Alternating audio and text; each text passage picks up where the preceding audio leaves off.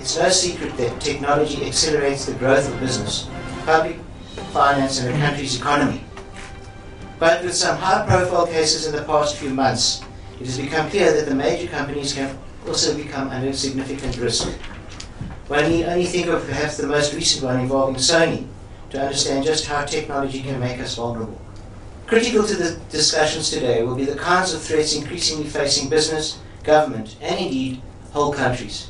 It will also explore how industries across sectors can cooperate on common frameworks to balance information security needs, growth objectives, and privacy requirements.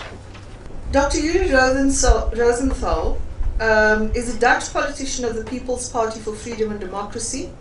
He served as Minister of Foreign Affairs in the government from 2010 until 2012. He had previously served as a member of the Senate from 1999 until 2010 and parliamentary leader in the Senate from 2005 until 2010. Dr. Rosenthal. You know, of course, the figures and the facts, but it is worse to hammer them home to each and everybody of us, because we are talking huge numbers here, both on the positive and on the negative side. On the one hand, and many people talk about it, and rightly so, we are talking about the threats. Some figures here too, but in staccato. 1,400 financial institutions in about 90 countries have been victims of cyber attacks throughout 1 year, 2013.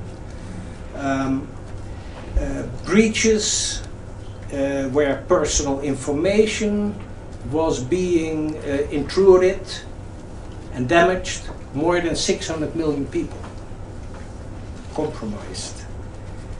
Every day about 600,000 attacks to websites, and believe it or not, some 13 billion spam emails sent across the internet. And there are a lot of international hacker groups operating with capacities and abilities similar to those available to governments. There's also another story to this. And that is, of course, that wherever you come, not only in the Western world, but especially also in the non-Western world, and also there, I would say rightly so, ladies and gentlemen, we see ambitions, sometimes grandiose ambitions. We see aspirations, sometimes extraordinary, intense, on the positive sides of internet and mobile communication. Social development and the wonderful daily life in the offing related to what we call the Internet of Things, the so-called wearables. The fact that at a certain moment, and it will be rather sooner than later, our whole daily life will be completely, if I may say so, chipped. From the Frigidaire and the intelligent electricity meter in our houses, to our cars, to our logistics, to our medical equipment, etc. Priya Chitti is the Regional Director of EndCode. She manages a Pan-African network of country associates and a co-advisory team involved in technology, law and policy, including data protection and privacy, electronic transactions, e-government, access to information, cybersecurity and intellectual property laws. I think if I understand my job correctly for this afternoon, it is to give a backdrop of some of the regulatory and legal issues as we understand them pertaining to cybersecurity in South Africa. And so what I thought is the best way to do it in 5 minutes is to perhaps look at the 3 pillars that globally is used to assess the cyber regulatory readiness of any specific country, and then speak to that kind of readiness in the country locally. And those 3 pillars are 1, the ability to detect and prosecute cybercrimes through a number of measures usually found in a policy or a framework.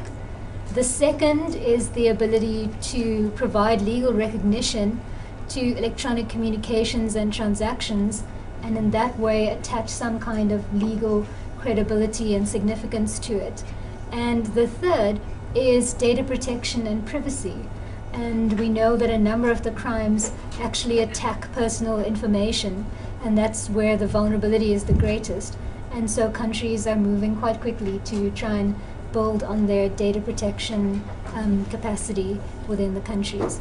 And so South Africa put together a draft policy framework, and it discusses many of the issues that Dr. Rosenthal spoke about, which is our ability to set up an institution to deal from a governance level from the government sector with cybersecurity issues, to promote cooperation between the public and the private sector, to build skills and capacity in this area, to produce some kind of technical efficiency, infrastructure efficiencies, to be able to deal with cyber crimes and so on. Then what we also introduced back in 2002 is the Electronic Communications and Transactions Act. And in that legislation, we introduced cyber crimes for the first time. So issues such as unauthorized access and monitoring of communications and so on. So even using illegal devices to intercept communications.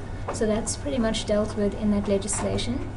And other issues that are dealt with is the ability to admit electronic evidence into court, because these are often issues that are overlooked. But without that kind of legal framework, one would not even be able to produce an SMS as evidence. So that piece of legislation deals with those kinds of issues. So I'd like to introduce our next speaker, Craig Rosewall.